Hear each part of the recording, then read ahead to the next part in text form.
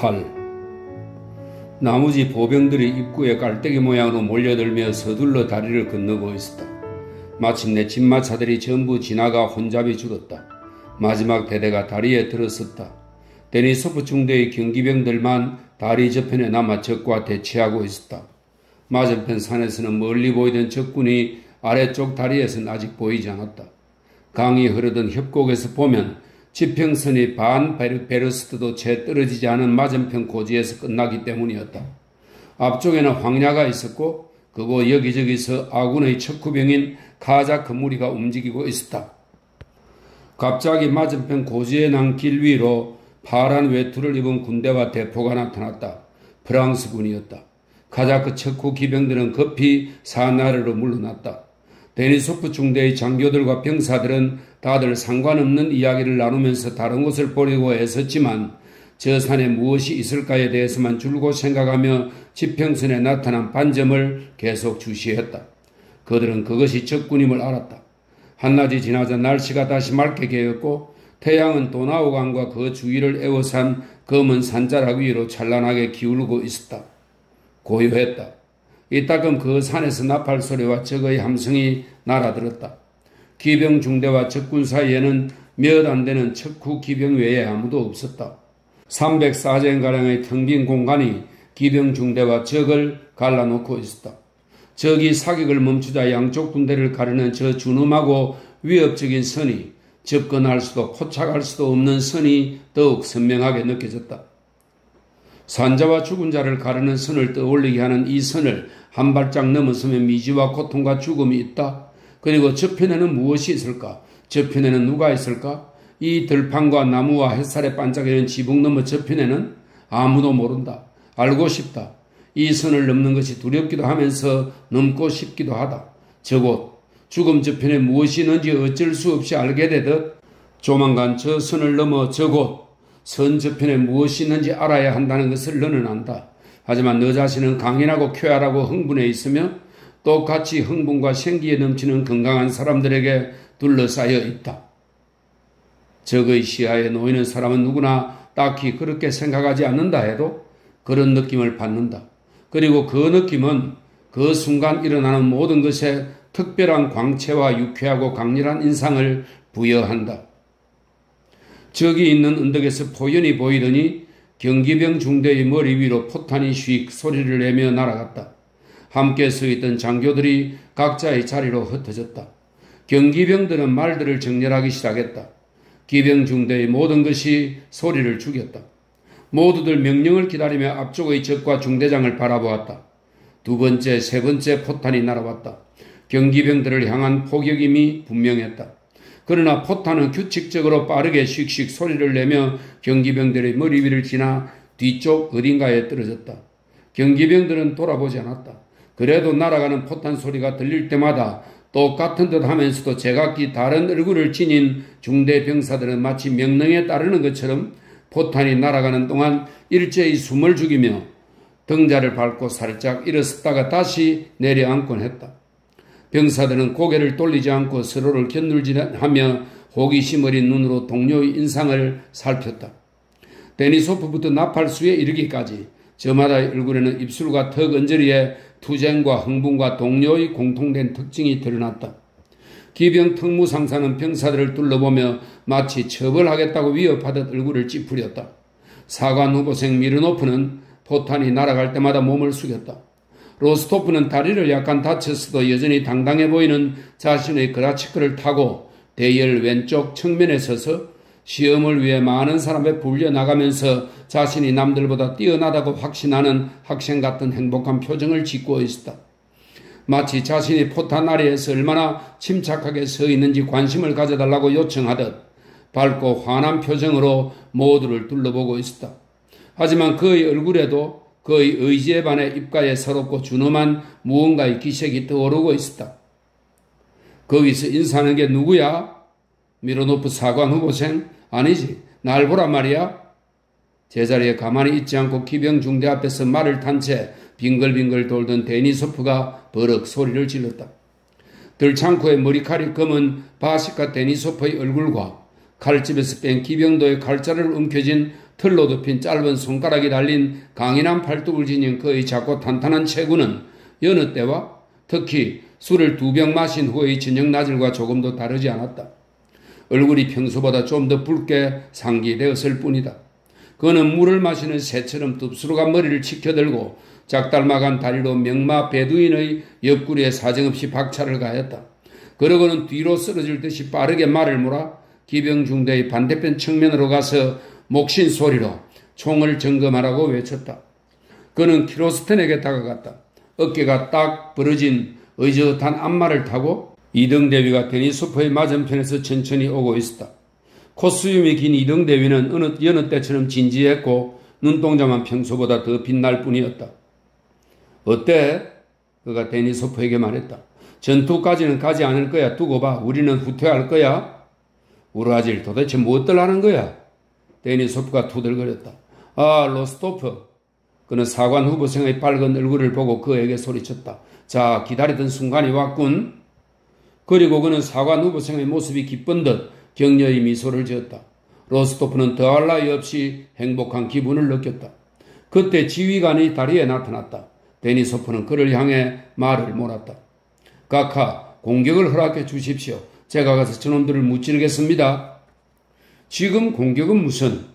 지휘관이 승가신 파리를 쫓는 양 인상을 쓰며 힘들어간 목소리로 말했다. 왜 여기 서 있어요? 보시오, 대열의 양날개가 퇴각하고 있지 않소? 중대를 어서 후퇴시켜요. 기병중대는 다리를 건너 한 사람의 희생도 없이 포격을 벗어났다. 뒤이어 삼병선을 형성하던 제2중대도 건넜고 마지막 하자크들도 건너편에서 철수했다. 파블로그라트 연대의 두 기병중대는 다리를 건너자 차례차례 산으로 되돌아갔다.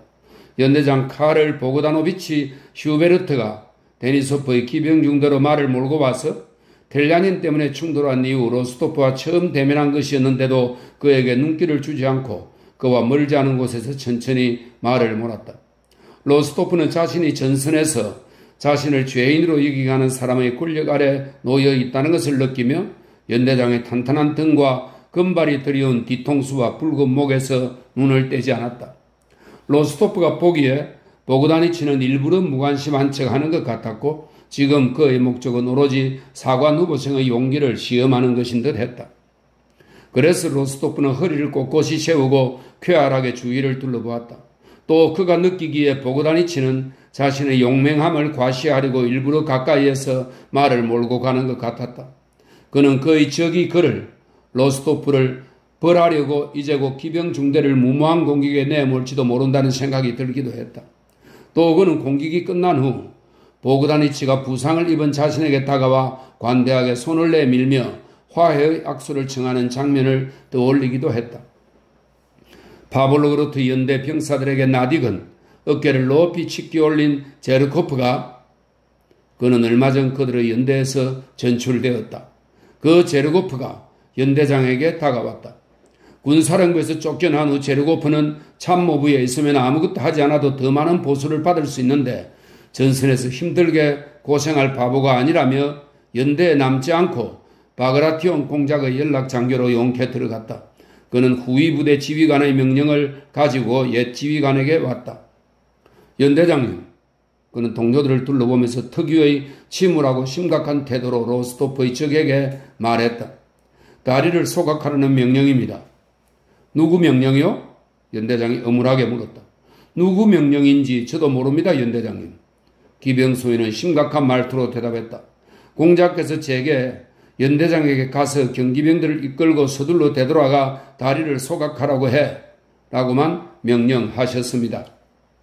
제르코프에 이어 수행장교가 똑같은 명령을 가지고 연대장을 찾아왔다. 수행장교의 뒤이어 뚱뚱한 네스비츠키가 자신을 싣고 가까스로 질주하는 카자크 말을 타고 다가왔다. 어떻게 된 겁니까, 연대장? 그가 달리는 말 위에서 소리쳤다. 내가 당신에게 다리를 태우라고 말하지 않았습니까? 누가 잘못 전했군요. 저기는 다들 정신이 나가서 뭐가 뭔지 전혀 분간을 못하고 있습니다. 연대장이 천천히 연대를 멈춰 세우고 네스비츠키에게 말했다. 당신은 내게 발화성 물질에 대해 말했지만 그가 말했다. 불을 지르는 것에 대해서는 아무 말도 하지 않았습니다. 아니 도대체 아저씨, 네스비츠키가 말을 세우더니 군모를 벗고 투실투실한 손으로 땀에 젖은 머리카락을 매만지며 말했다. 당신들이 발화성 물질을 설치했는데 내가 다리를 태우란 말을 하지 않았다는 게 말이 됩니까? 이보시오 참모장교님, 난 당신 아저씨가 아닙니다. 그리고 당신은 내게 다리를 태우란 말을 하지 않았어요. 나는 직무를 알고 있고 명령을 철저히 수행하는 것이 나의 습관입니다. 당신은 다리를 태울 거라고 했는데 누가 태울 것인지는 나는 맹세코 알 수 없습니다. 늘 이런 식이라니까? 네스비츠키는 손을 내젓고 말했다. 자네는 어떻게 여기 있나? 그가 제르코프에게 말했다. 그야 똑같은 용건 때문이지. 그런데 자네 축축하게 젖었군 그래? 내가 자네를 쫙 짜주지. 참모장교, 당신이 말하기를. 연대장이 성난 어조로 말을 이었다. 연대장, 수행장교가 끼어들었다. 서둘러야 합니다. 그러지 않으면 저기 산탄의 사정거리 안으로 대포를 전진시킬 겁니다. 연대장은 말없이 수행장교와 뚱뚱한 참모장교와 제르코프를 번갈아 바라보고 얼굴을 찌푸렸다. 내가 다리를 태우겠습니다. 그는 엄숙한 어조로 말했다. 마치 그런 어조를 통해 온갖 불쾌한 일을 당하고 있지만 그럼에도 자기 할 일은 하겠다는 뜻을 드러내려는 것 같았다. 연대장은 마치 말에게 모든 잘못이 있다는 듯 근육질의 긴 다리로 말을 걷어차고는 앞으로 나와서 이중대에 로스토프가 데니소프의 지휘 아래 있던 바로 그 중대에 다리로 되돌아가라고 명령했다. 역시 그랬어. 로스토프는 생각했다. 그는 나를 시험하고 싶은 거야. 심장이 죄어왔고 피가 얼굴로 솟구쳤다. 내가 겁쟁이인지 아닌지 두고 보라지. 그는 생각했다. 모든 중대원들의 쾌활한 얼굴에 그들이 포탄 아래 서 있던 동안 어려웠던 심각한 표정이 다시 나타났다. 로스토프는 눈을 떼지 않고 자신의 적인 연대장을 계속 바라보며 그의 얼굴에서 자신의 추측에 대한 확증을 찾으려 했다. 그러나 연대장은 로스토프를 한 번도 쳐다보지 않았고 전선에 있을 때면 늘 그렇듯 준엄하고 엄숙한 모습이었다. 명령이 떨어졌다. 빨리 서둘러. 그의 주위에서 몇몇 목소리가 말했다. 경기병들은 기병도를 고삐에 매달고 박차를 눌리며 자신들이 무엇을 하게 될지도 모른 채 서둘러 말에서 내려 성호를 그었다. 로스토프는 더 이상 연대장을 보지 않았다. 그럴 여유가 없었다. 그는 두려웠다.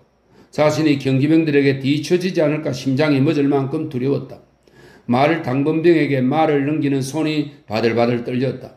피가 쿵쿵 소리를 내며 심장으로 몰려드는 느낌이었다. 데니소프가 말 위에서 몸을 뒤로 젖힌 채 뭐라고 소리 지르며 그 옆을 지나갔다. 로스토프의 눈에는 박차를 맞부딪히고 기병들을 절끄러거리며 주위에서 달려가는 경비병들 외에는 아무것도 보이지 않았다. 덜끝! 누군가의 목소리가 뒤에서 들려왔다. 로스토프는 덜끝을 가져오라는 말이 무슨 뜻인지 생각하지 않았다. 그저 누구보다 앞서려고 애쓰며 달렸다.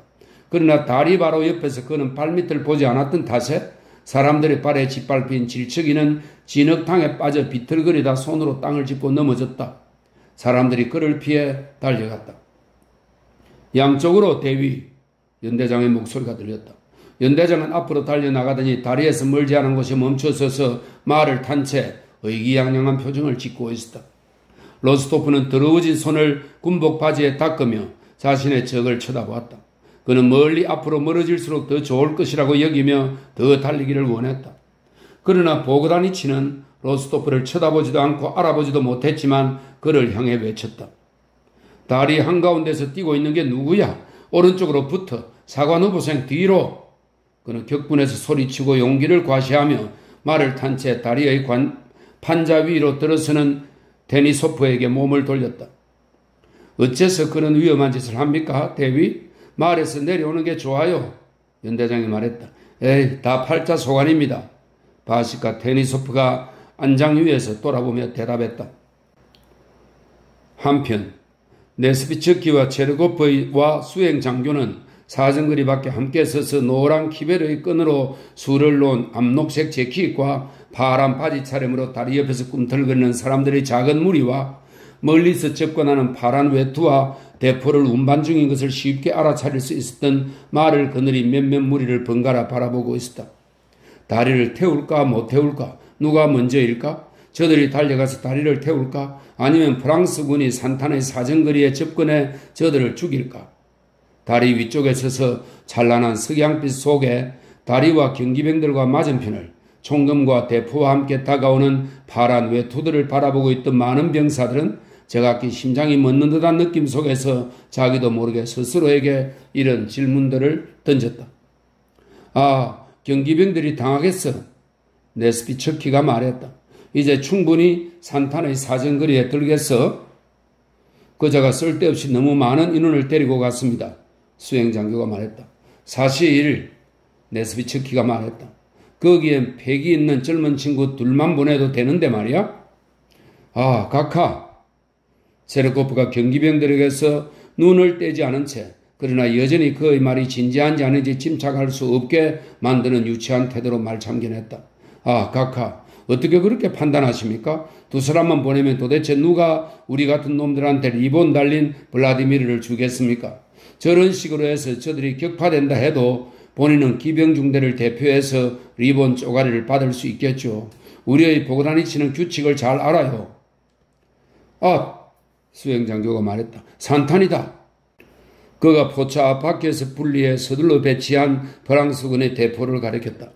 프랑스군 쪽에서 대포가 있는 몇몇 무리에서 작은 연기가 보였다. 그와 동시에 두 번째, 세 번째 연기가 피어올랐다. 그리고 첫 발포 소리가 날아온 순간 네 번째 연기가 보였다. 발포 소리가 두 번 연이어 울리더니 곧 세 번째 소리가 들렸다. 네스비츠키가 마치 타는 듯한 통증을 느끼는 듯 수행장교의 손을 움켜쥐며 오오 하는 소리를 내뱉었다. 봐, 한 명이 쓰러졌다고. 두 명 같은데? 내가 차를 하면 절대 전쟁을 하지 않을 텐데. 네스비츠키가 고개를 돌리며 말했다. 프랑스군은 다시 서둘러 포탄을 장전했다. 파란 외투를 입은 보병들은 다리 쪽으로 다름질하며 진전해왔다.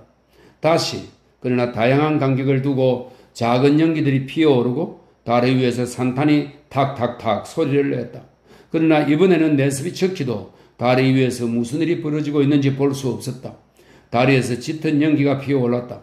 경기병들이 가까스로 다리에 불을 질렀다. 그리고 프랑스군 포병 중대는 더 이상 방해하기 위해서가 아니라 쏠 대상이 있다는 이유로 경기병들을 향해 포탄을 쏘아댔다. 프랑스군은 경기병들이 말 당변병에게 돌아가기 전에 산탄을 세 차례 쏠 수 있었다.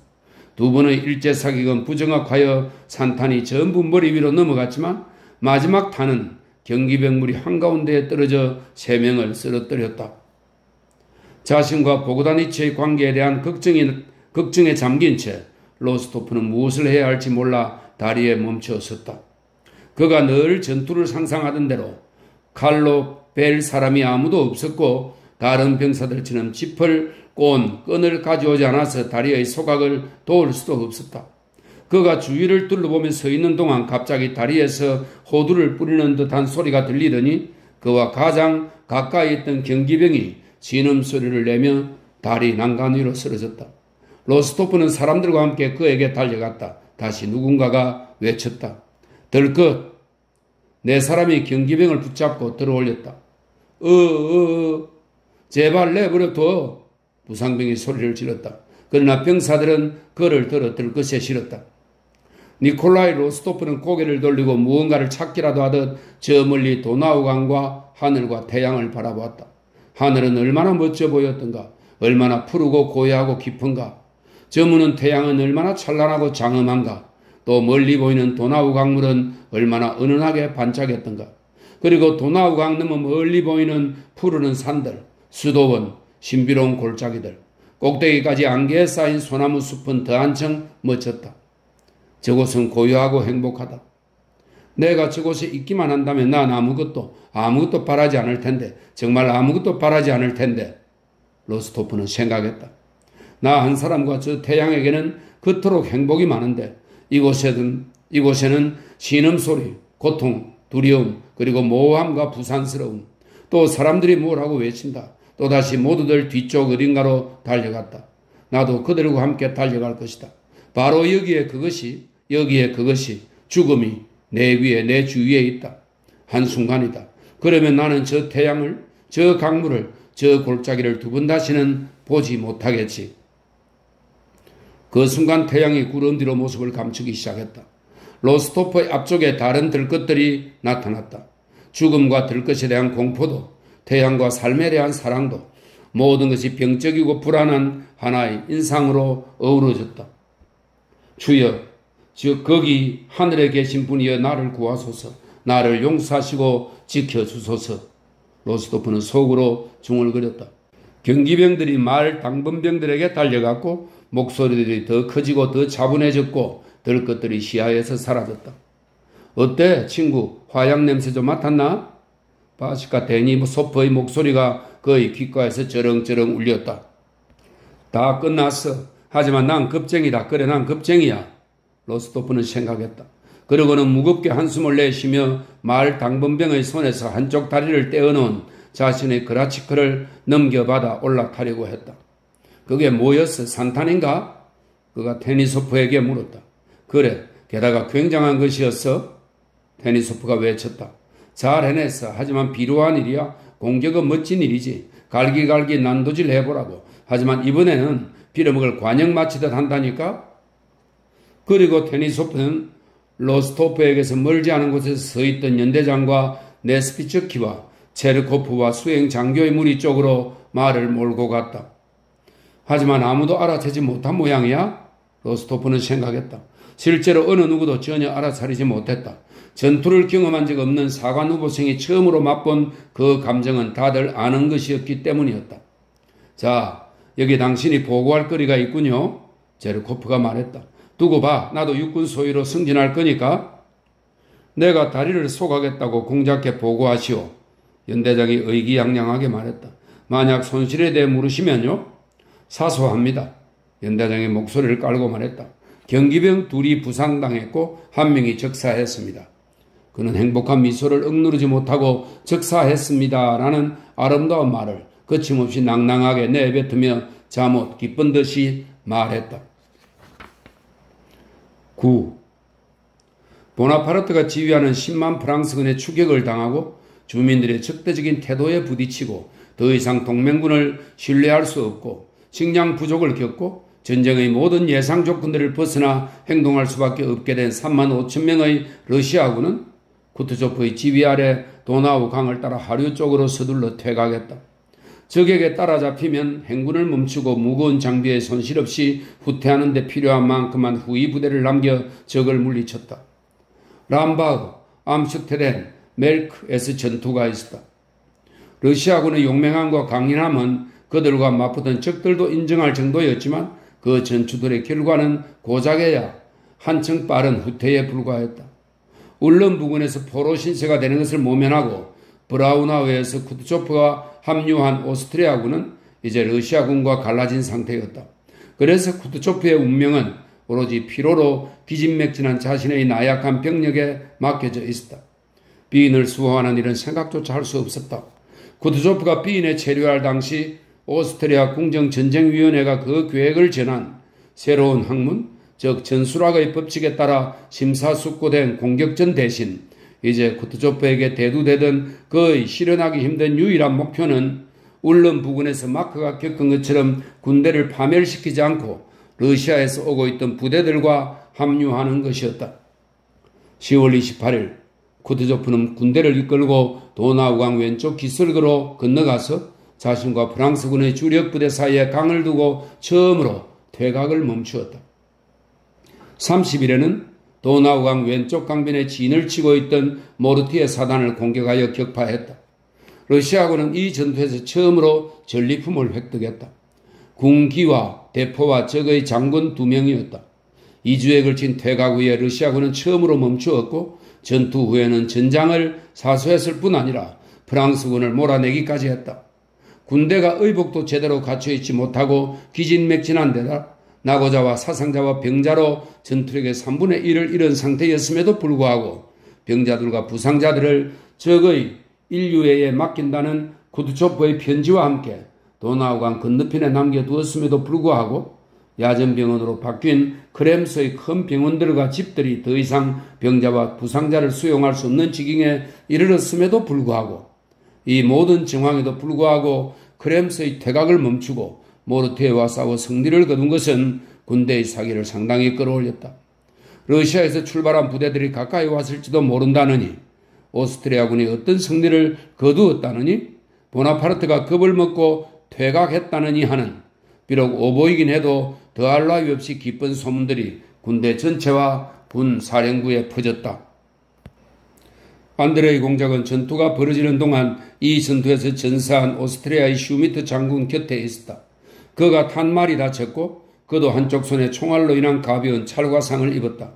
총사령관은 특별한 애정의 표시로 그를 이 성전부와 함께 오스트리아 궁정에 파견했다. 이미 오스트리아 궁정은 프랑스군의 위협을 받던 빈이 아니라 버렌에 있었다. 전투가 있던 날 밤 흥분하긴 했지만 피로를 느끼지 않았던 안드레이 공작은, 그는 겉보기엔 튼튼한 체격이 아니었지만 아주 튼튼한 사람들보다도 육체적인 피로를 훨씬 더 잘 견뎌낼 수 있었다. 그 안드레이 공작은 도우트로프 장군의 보고를 가지고 크렘스에 있는 쿠투조프에게 말을 타고 왔다가 그 밤에 곧장 버린의 특사로 파견되었다. 특사로 파견된다는 것은 포상 외에도 성진으로 이어지는 중요한 한 걸음을 의미했다. 별이 가득한 어두운 밤이었다. 전투 당일인 전날 내린 하얀 눈 사이로 거무스름하게 한 줄기 길이 보였다. 지나간 전투의 기억들을 곱씹고 자신이 성전 소식으로 불러일으키게 될 기대를 기쁘게 상상하고 총사령관과 동료들의 송별회를 떠올리면서 안드레이 공작은 역마차를 타고 질주했다. 그는 오랫동안 기다리다가 마침내 갈망하던 행복의 시작을 손에 넣은 사람의 감정을 맛보고 있었다. 눈을 감으면 이내 라이플 총과 대포를 쏘는 소리가 귀 속에서 울려 삐걱거리는 마차 소리와 승리의 감명과 하나로 어우러졌다. 러시아군이 달아나고 자신이 죽는 장면이 머릿속에 떠오르기도 했다. 하지만 그럴 때면 그는 황급히 눈을 뜨고서 그런 일은 일어나지 않았으며 오히려 프랑스인들이 패하여 달아나고 있다는 사실을 행복한 기분으로 새삼스럽게 떠올리곤 했다. 그는 다시 승리의 갖가지 세부적인 면들과 전투 중에 자신이 보여준 의연한 용기를 떠올리다 마음의 안정을 되찾고 꾸벅꾸벅 졸기 시작했다. 별이 가득한 어두운 밤이 지나고 눈부신 아침이 왔다. 눈이 햇살에 녹고 말은 빠르게 질주했다.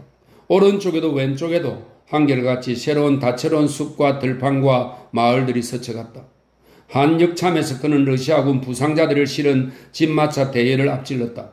수송부대를 이끄는 러시아 장교가 선두의 텔레가에 몸을 쭉 펴고 드러누워 거친 말로 병사에게 욕설을 퍼부으며 뭐라 외치고 있었다. 기다란 포르시판 들 안에는 6명씩 혹은 그보다 더 많은 진흙 투성이의 창백한 부상병들이 붕대를 감은 채 돌길을 따라 심하게 흔들리고 있었다. 그중 몇 사람은 이야기를 나누고 있었고 다른 사람들은 빵을 먹고 있었다. 부상이 가장 심한 사람들은 유순하고 병약한 아이에 관심을 품은 채 자신들 옆으로 달려가는 특사를 말없이 바라보고 있었다. 안드레이 공작은 대열을 멈추라고 지시한 뒤 한 병사에게 어느 전투에서 부상을 입었는지 물었다. 그저께 도나우 강에서입니다. 병사가 대답했다. 안드레이 공작은 지갑을 꺼내 금화 3개를 병사에게 주었다. 모두에게 주는 돈입니다. 그는 옆으로 다가온 장교를 향해 덧붙였다. 제군들 어서 회복하게. 그는 병사들을 향해 말했다. 아직 할 일이 많네. 저 부관님 어떤 소식입니까? 장교는 이야기를 나누고 싶었는지 질문을 던졌다. 매우 좋은 소식입니다. 가세. 그는 마부에게 소리치고 길을 재촉했다. 안드레이 공작이 버린에 도착해 높은 집들, 상점과 집의 창문과 가로등에서 흘러나오는 불빛, 포장도로를 따라 덜컹덜컹 소리를 내는 아름다운 에키파시, 그리고 막사를 벗어난 군인에게 늘 그토록 매력적인 활기찬 대도시의 모든 분위기에 자신이 둘러싸인 것을 보았을 때는 이미 완전히 어두워져 있었다. 안드레이 공작은 빠르게 달려오느라 밤을 꼬박 새웠지만 궁전이 가까워질수록 전날보다 더욱더 생기가 넘치는 것을 느꼈다. 눈동자만 열에 들던 광채로 빛났고 생각이 극도로 빠르고 선명하게 바뀌고 있었다. 전투의 모든 세세한 장면들이 더 이상 모호하지 않은 명확한 형태로 그가 상상 속에서 프란츠 황제에게 하고 있던 압축된 진술 형태로 다시 생생하게 드러났다. 자신이 받을지도 모를 뜻밖의 질문들과 자신이 할 대답들도 생생하게 떠올랐다. 그는 즉각 황제를 아련할 것이라고 생각했다. 그러나 궁전의 큰 현관 입구 곁에 있는 그에게 관리가 달려나와서 특사임을 확인하고는 다른 현관으로 그를 안내했다. 복도에서 오른쪽입니다. 거기에 각하 당직 시종무관이 있습니다. 관리가 그에게 말했다. 그 사람이 국방 대신께 안내할 겁니다. 안드레이 공작을 맞이한 당직 시종무관은 잠시 기다리라고 부탁하고 국방 대신에게 갔다. 5분 뒤 시종무관이 돌아와 각별히 정중하게 허리 숙여 인사하고는 안드레이 공작을 앞세우고 복도를 지나 국방 대신의 집무실로 안내했다. 시종무관은 세련되고 정중한 태도로 친밀함을 보이려는 러시아 부관의 시도를 막으려는 것 같았다. 국방 대신의 집무실 문으로 다가가는 동안 안드레이 공작의 즐거운 감정은 상당히 시들해졌다. 그는 모욕감을 느꼈고 그 순간 모욕감은 자신도 모르는 사이에 아무 근거 없는 경멸감으로 바뀌었다. 기민한 두뇌는 바로 그 순간 시종무관도 국방 대신도 경멸할 권리를 그에게 부여했다. 이 자들은 화약 냄새를 맡아보지 않아서 승리를 아주 쉽게 생각하는 게 틀림없어. 그는 생각했다. 그의 눈이 경멸하듯 가늘어졌다. 그는 국방 대신의 집무실로 유난히 느릿느릿 들어갔다. 크다란 책상 앞에 앉아서 처음 2분 동안 들어온 사람에게 눈길도 주지 않는 국방 대신을 보았을 때 이런 감정은 한층 더 강해졌다. 국방 대신은 구레나룻이 희끗하게 자란 대머리를 양초 두 자루 사이에 숙인 채 연필로 표시해가며 서류를 읽고 있었다. 그는 문이 열리고 사람의 발소리가 들렸을 때에도 고개를 들지 않고 서류를 마저 읽고 있었다. 이걸 가져가서 전달하시오. 국방 대신은 여전히 특사에게 주의를 돌리지 않고 자신의 부관에게 서류를 건네며 말했다. 안드레이 공작은 국방 대신이 관장하던 모든 사안 가운데 쿠드조프 군대의 활동이 그의 관심을 가장 적게 차지하던 문제였거나 아니면 그가 이 점을 러시아 특사가 느끼게 해야 했다고 생각했다. 하지만 난 아무래도 상관없어. 그는 생각했다. 국방 대신은 나머지 서류를 모아 가장자리를 가지런히 맞추고 나서야 고개를 들었다. 총명하고 고집이 셀 것 같은 머리였다. 그러나 안드레이 공작에게 얼굴을 돌린 바로 그 순간 국방 대신의 지적이고 의연한 얼굴 표정은 습관적으로 그리고 의식적으로 변한 것 같았다. 그의 얼굴에 많은 청혼자를 연이어 접견하는 사람의 어리석은 위선적이면서도 자신의 위선을 숨기지 않는 미소가 어렸다. 쿠드조프 원수가 보냈습니까? 그가 물었다. 바라건대 좋은 소식이겠죠? 모르티에와 충돌이 있었다던데 승리했소? 그럴 때도 됐지 않소? 그는 자기 앞으로 온 급송 공문을 집어들고 침울한 표정으로 읽기 시작했다. 아, 하나님, 시오미트. 그가 독일어로 말했다. 이런 불행이, 이렇게 불행한 일이.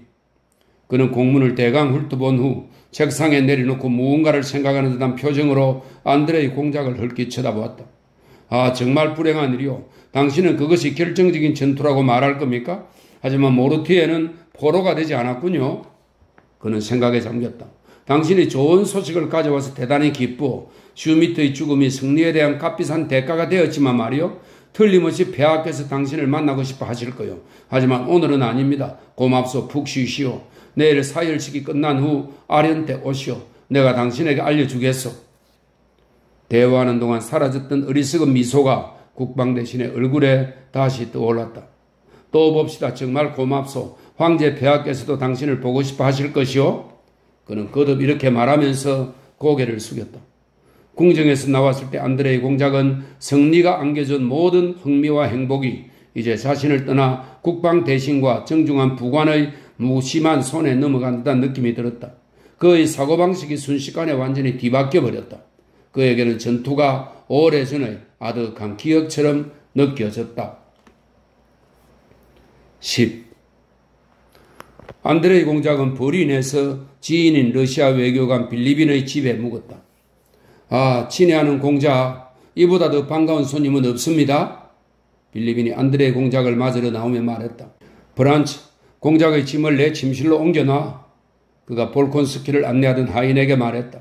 뭐라고요? 승리의 사자라고요? 멋지군요. 난 보다시피 몸이 안 좋아서 틀어박혀 있어요. 안드레이 공작은 몸을 씻고 옷을 갈아입은 뒤 외교관의 호화로운 서재로 가서 식사가 마련된 탁자 앞에 앉았다. 빌리빈은 벽난로 옆에 편안하게 자리를 잡았다. 여행 후인데다 청결하고 우아한 생활에 주는 모든 안락함을 빼앗긴 채 계속 행군만 한 터라 안드레이 공작은 어린 시절부터 익숙한 호화로운 삶의 조건에서 휴식의 즐거움을 맛보았다. 게다가 오스트리아식 응대 이후에 비록 러시아어는 아니라 해도 오스트리아인들에 대해 러시아인들이 일반적으로 느끼는, 특히 지금 생생하게 체험되는 반감을 공유하고 있다고 자신이 추측한 러시아 사람과의 대화가 그는 즐거웠다. 빌리비는 안드레이 공작과 같은 사회에 속한 35살의 독신 남자였다. 그들은 페테르부르크에 있을 때부터 아는 사이였지만 안드레이 공작이 지난번 쿠트조프와 함께 비인을 방문했을 때 더욱 가까워졌다. 안드레이 공작이 군사 무대에서 전도 유망한 청년이었듯이 빌리빈 역시 외교 방면에선 그보다 더 많은 기대를 모으고 있었다. 그는 젊었지만 이미 중견 외교관이었다. 16살 때부터 근무를 시작해 파리와 코펜하겐에 있다가 지금은 비인에서 꽤 중요한 직책을 맡고 있기 때문이었다. 오스트리아의 수상도 비인 주재 러시아 공사도 그를 알고 또 아꼈다. 그는 매우 좋은 외교관이 되기 위해서는 소극적 장점만 갖추면 된다고, 어떤 일은 하지 않고 프랑스만 구사할 수 있으면 된다고 생각하는 대다수 외교관들과 달랐다. 일하는 것을 좋아하고 일을 할 줄 아는, 그래서 게으른 천성에도 불구하고 때로 책상 앞에서 며칠 밤을 꼬박 세우기도 하는 외교관들 중 한 명이었다. 그는 일의 본질이 무엇이든 간에 한결같이 일을 잘했다. 그의 관심을 끈 것은 어째서가 아니라 어떻게? 라는 질문이었다. 외교상의 문제가 무엇인지는 그에게 상관없었다. 명령서나 비망록이나 보고서 등을 능숙하고 정확하고 우아하게 작성하는 데에서 그는 커다란 만족을 찾고 있었다. 문서 업무 외에 상류사회에서 사람들과 교제하고 대화하는 솜씨에 있어서도 빌리빈의 공적은 높은 평가를 받았다. 빌리빈은 일만큼이나 대화를 좋아했다. 단 우아하고 위트 넘치는 대화가 될 수 있을 때만 그러했다. 모임에서는 언제나 멋진 말을 할 기회를 노렸고 그런 상황이 아니면 대화에 끼어들지 않았다. 빌리빈의 이야기에는 늘 모두의 흥미를 끄는 재치있고 독창적인 완벽한 문구들이 널려 있었다. 그런 문구들은 상류사회의 하찮은 인간들이 쉽게 기억하여 응접실에서 응접실로 옮길 수 있도록, 마치 일부러 휴대할 수 있는 성질을 갖도록 빌리빈의 머릿속 실험실에서 제작된 것 같았다. 실제로 사람들이 하던 말처럼 빌리빈의 말은 비인의 응접실로 퍼져나가서 이른바 중대사라는 것에 종종 영향을 미치기도 했다. 야위고 허약하고 누렇겠던 그의 얼굴은 목욕 후의 손가락 끝같이 언제나 청결하게 정성을 다하여 씻은 것처럼 보이는 굵은 주름으로 덮여 있었다.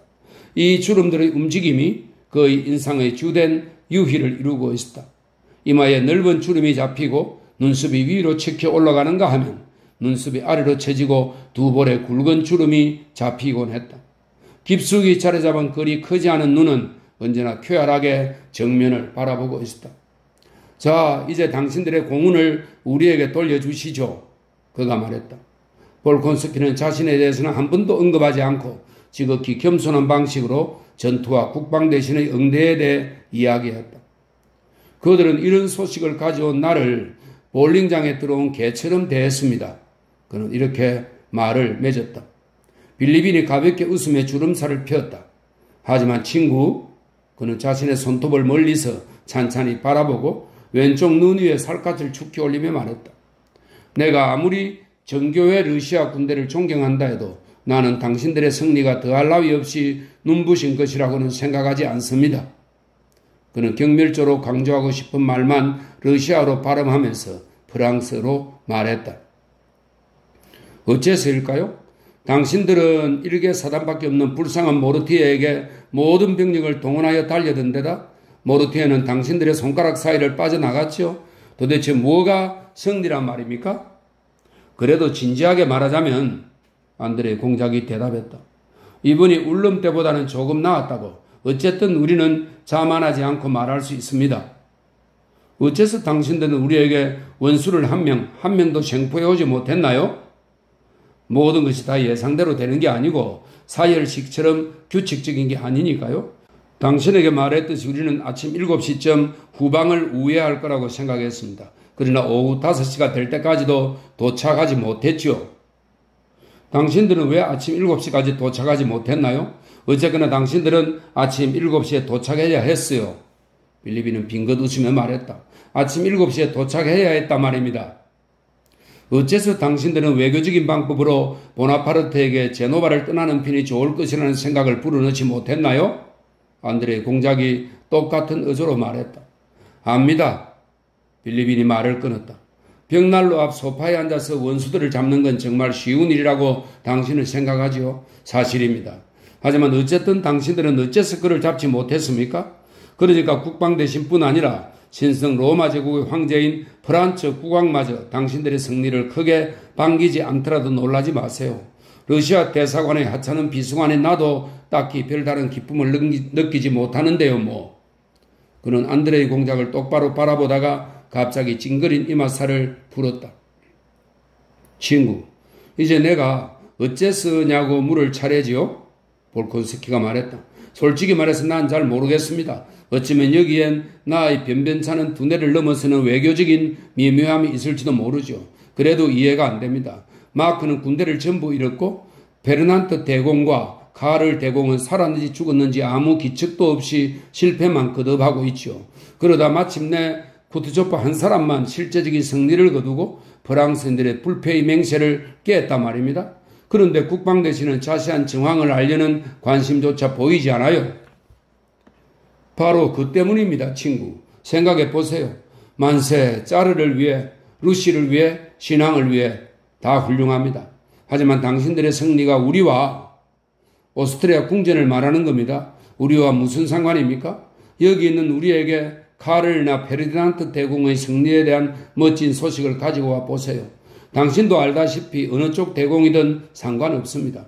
하다못해 보나파르트의 소방중대를 이겼다는 소식이라도 말입니다. 그런 문제가 달라지지요. 우린 축포를 쏠 겁니다. 그러나 이건 마치 일부러 그러는 것처럼 우리를 약올리기만 할 뿐이에요. 카를 대공은 아무것도 한 게 없고 페르디난트 대공은 수치를 당했어요. 당신들은 비인을 버리고 더 이상 방어하려 하지 않았어요. 당신들은 마치 우리에게 이렇게 말하는 것 같아요. 하나님이 우리와 함께 하시길, 그리고 당신들과 당신들의 수도와 함께 하시길. 슈미트는 우리 모두가 사랑한 유일한 장군입니다. 그런데 당신들은 그를 포 아래 끌어다 놓고는 우리에게 승리를 축구하고 있단 말입니다. 당신이 가져온 소식보다 더 열받게 하는 것은 생각도 할 수 없다는 사실을 인정하세요. 마치 일부러, 정말 일부러 그런 것 같단 말입니다. 게다가 당신들이 정말로 눈부신 승리를 거두었고 심지어 카를 대공도 승리를 거두었다고 칩시다. 그런다고 대세가 달라집니까? 프랑스 군대가 비인을 점령해 버렸는데 이제는 이미 늦었어요. 점령이라니요? 비인이 점령되었단 말입니까? 점령되었을 뿐만 아니라 보나파르트가 쉔브룬에 와 있습니다. 백작, 우리의 친애하는 브로브나 백작이 명령을 받들기 위해 그가 있는 곳으로 떠날 참이에요? 볼콘스키는 여정의 이런저런 인상과 피로가 쌓인 후라, 접견과 특히 식사가 끝나고 난 후라 자신이 들은 말의 의미를 전혀 이해하지 못하겠다고 느꼈다. 오늘 아침 여템펠스 백작이 이곳에 왔었습니다. 빌리빈이 말을 이었다. 비엔에서 있었던 프랑스군의 사열식을 상세히 적은 편지를 내게 보여주었습니다. 뮤이라 공작과 다른 온갖 소동들에 대해서도 보다시피 당신들의 승리는 그다지 기쁜 일이 아니고 당신은 구세주로 받아들여질 수 없는 겁니다. 나는 아무래도 좋습니다. 아무 상관없어요. 안드레이 공작이 말했다. 그는 오스트리아 수도가 점령된 것과 같은 사건들을 염두에 둘 때 크렘스 전투에 대한 자신의 소식이 정말로 그다지 중요하지 않다는 것을 이해하기 시작했다. 도대체 어떻게 비인이 함락되었습니까? 다리와 그 유명한 요새는, 그리고 아우어 슈페르크 공작은요? 그가 비인을 방어하고 있다는 소문을 들었습니다만 그가 말했다. 아우어 슈페르크 공작은 이쪽에, 우리 쪽에 남아서 우리를 지키고 있어요. 아주 형편없이 방어하는 것으로 생각되지만 어쨌든 방어하고는 있습니다. 그런데 비인은 강 건너편에 있죠. 아니요, 다리는 아직 점령되지 않았고 그러지 않기를 바랄 뿐입니다. 다리에 지뢰가 설치되었고 여차하면 폭발하는 명령이 떨어졌거든요. 그렇지 않았더라면 우리는 오래전에 보헤미아 산으로 들어갔을 테고 당신과 당신들의 군대는 양쪽의 포화에 끼어 끔찍한 15분을 보냈을 겁니다. 그렇다고 해서 전쟁이 끝났다는 뜻은 아니죠. 안드레 공작이 말했다. 난 끝났다고 봅니다. 이곳의 커다란 모자들도 그렇게 생각하는데 감히 말을 못하는 것뿐이에요. 내가 전쟁 초에 말한 대로 될 겁니다. 사태를 해결하는 것은 당신들이 벌린 뒤른슈타인 부근의 접전, 화약이 아니라 화약을 고안한 사람들이란 말입니다. 빌립이는 이마살을 펴고 잠시 말을 멈추었다가 자신의 경구들 가운데 하나를 되풀이하여 말했다. 다만 문제는 알렉산드로 황제와 프로이센 왕의 베를린 회담이 무엇을 말해줄 것인가 입니다. 만약 프로이센이 동맹에 가입한다면 오스트리아도 그러지 않을 수 없게 되고 그럴 경우 또다시 전쟁이 일어날 겁니다. 그러나 만약 그렇지 않다면 문제는 그저 새로운 캄포 포르미오의 초안을 어디에서 작성할지만 결정하면 됩니다. 하지만 그야말로 대단한 천재성입니다. 안드레이 공작이 작은 손을 꽉 움켜쥐고 탁자를 두드리면서 갑자기 외쳤다. 그리고 그 사람은 정말 행운아입니다. 부오나파르트? 빌리비는 이제 곧 경구 하나가 나올 것이라는 암시로 이마를 찡그리며 캐묻듯이 말했다. 부오나파르트요? 그는 특히 이유에 힘을 주며 말했다. 하지만 그가 쉔브룬에서 오스트리아의 법률을 제청하고 있는 지금은 그를 유자에서 구해내야겠군요. 난 과감히 개혁을 단행해서 그를 그냥 보나파르트라고 부르겠습니다. 아니, 농담하지 말고요. 안드레이 공작이 말했다. 당신은 정말 전쟁이 끝났다고 생각합니까? 내 생각은 이렇습니다. 오스트리아는 바보 취급을 당했습니다. 오스트리아는 이런 것에 익숙하지 않았어요. 이제 오스트리아가 복수할 겁니다. 오스트리아가 바보 취급을 당한 것은 무엇보다 지방이 황폐해진 데다 정교의 군대가 무자백에 약탈을 하고 있다더군요. 군대는 격파되고 수도가 점령당했기 때문입니다. 이제 다 사르데냐 국왕의 아름다운 눈들을 위해서지요. 그래서 말인데요. 우리끼리 이야기입니다만 친구, 난 우리가 속고 있다는 것을 직감하고 있어요.